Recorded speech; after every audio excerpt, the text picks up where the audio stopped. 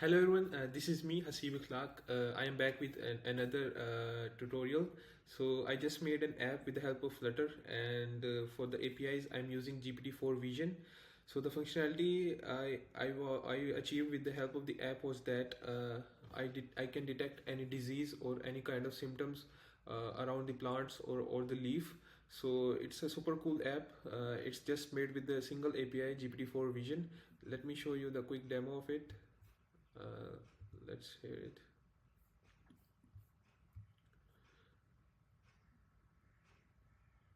So user can pick the image from the gallery or from the camera, and I am using the camera and I just click the photo of the plant. So as soon as I press a detect button, the image is being uploaded to the GPT-4 Vision API with the help of it in the base 64 encoding. And yes, so it returned the disease name, leaf spot disease, and I have also added a button, precautions button. As soon as user clicks the precaution button, the GPT 3.5 turbo returns the precautions to avoid this disease. So for I'm passing the disease name to GPT 3.5 turbo. So it's super cool, very cool to achieve this functionality with the help of this minimal code and using a single API. So let me show you how to run this project. So this is the repository where the project is being hosted.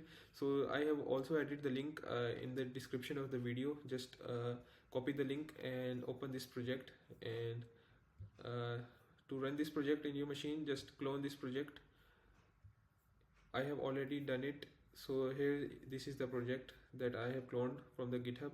So to run this project, just go to the API constants and insert your OpenAI API key, which you can get from the API keys from the platform.openai.com.api keys. Create a new key, so you will get the API key. So one thing that a lot of users were asking that the key is not working. So to make the OpenAI key to work, you have to add your banking details or any card to use the OpenAI key, because it's a paid service. So you must have to add your card details in order to unlock the API key. So I have already done that. So my key is working. So this is the home page of the app. It's a single screen app, and according to the code, this is the home page. So there is all the code for the design and the UI, and there is the two button for open gallery and start camera. And for that, this is the function I'm calling to pick the image. So after picking the image, there is a detect button which appears. Let me show you. So there is a detect button which is appearing as soon as the detect button is pressed. So this is the function we call API service.sendImage GPT-4, and I am passing the image to this function.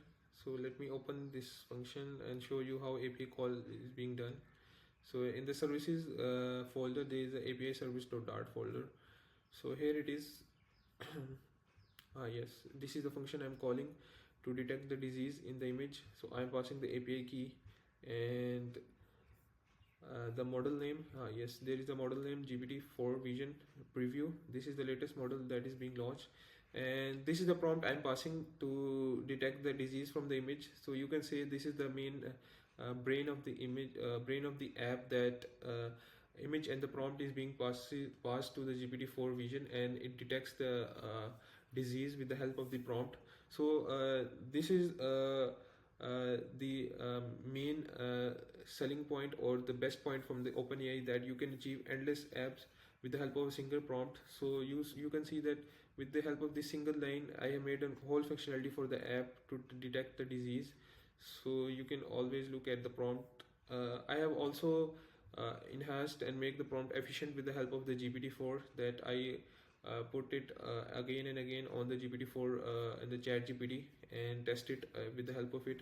And I have also enhanced with the help of GPT-4 that make this prompt better, and so in this way I achieve this functionality. So after disease is being detected, it is returned to the home page, and the disease name is being displayed on the screen. And after the disease name is passed to the screen, there is a show precaution button which appears, and I'm passing the disease name to this function.